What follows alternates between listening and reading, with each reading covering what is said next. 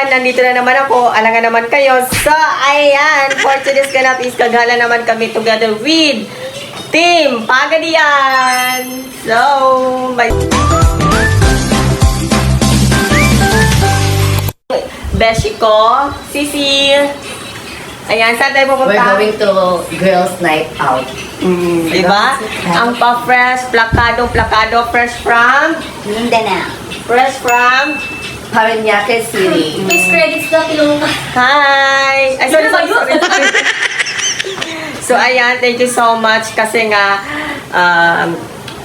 make-up by Trumsy. Thank you so much.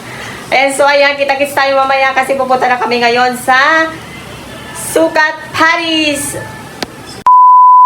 Hi mga balikan. So, ngayon nandito kami sa Paris Sukat. So, nandito na kami sa aming restaurant. So, tara pasok tayo. Isang table dyan. Hello po, mga kararating lang. Ila sir, and ila Madam Jenny. Madam Jenny, happy birthday! Baka may request ka na or baka lasing ka na. Pag lasing ka na, mag-request. Baka may request kayo, just let us know. Tita, request song. At ito na nga mga manisa, nag-order kami ng isang baget. Hinihintay namin yung mga kasama namin at with pulutan. So yan lang muna binili namin pulutan mga manisan dahil nga may hinihintay pa kaming kasama. Ayaw namin bumili ng pulutan na hindi nila magugustuhan. Baka mamaya ma-etches tayo. So as you can see, wala pang masyadong tao. Maya na dadami na yan. Eto na nga mga manisan at dumating na yung mga kasama ko. Diba ang pa-fresh nila? O, ayan si Sasha, si Mike, ayan si Trumsy, napaka-sexy, plakadong-plakado. Ang ganda-ganda niya, super. Pati ito, nandito na si Marcos. Of course, hindi rin ako magpapatalo dahil nga fresh from the farm.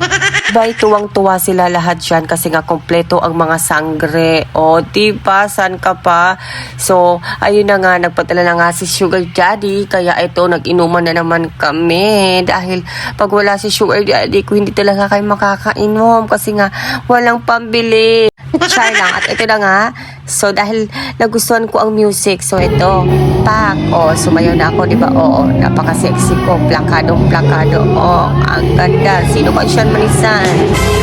Actually, ako talaga naman ay tipong mahilig sasayaw, pero wag yun akong pakantahin dahil nga, abay, sasabog ang tenga nyo at masisira ang resto bar.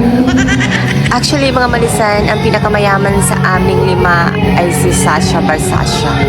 Dahil nga nagkayayaan kami at eto na, pumunta na kami mga manisan sa dance floor para magsayaw. As you can see mga manisan, diba, may mga kasama pa kami mga lalaki dyan na gusto makipag-partner sa amin pero ayaw namin kasi nga naglalaro kami dyan ng ganda-gandahan.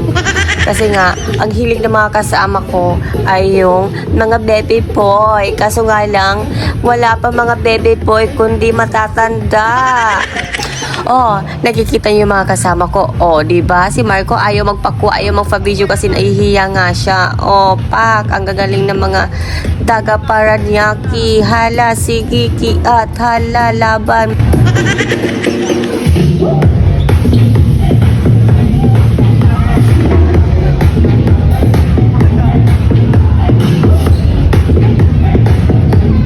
Dito na part, ayan, inutusan ko si Marco na sabi ko sa kanya i-video niya ako kasi gusto ko magpa-video na habang sumasayaw ako kasi feel ko ang ganda ko dyan, fresh from the farm, diba mga manisan, ang sexy, ang ganda ng hair.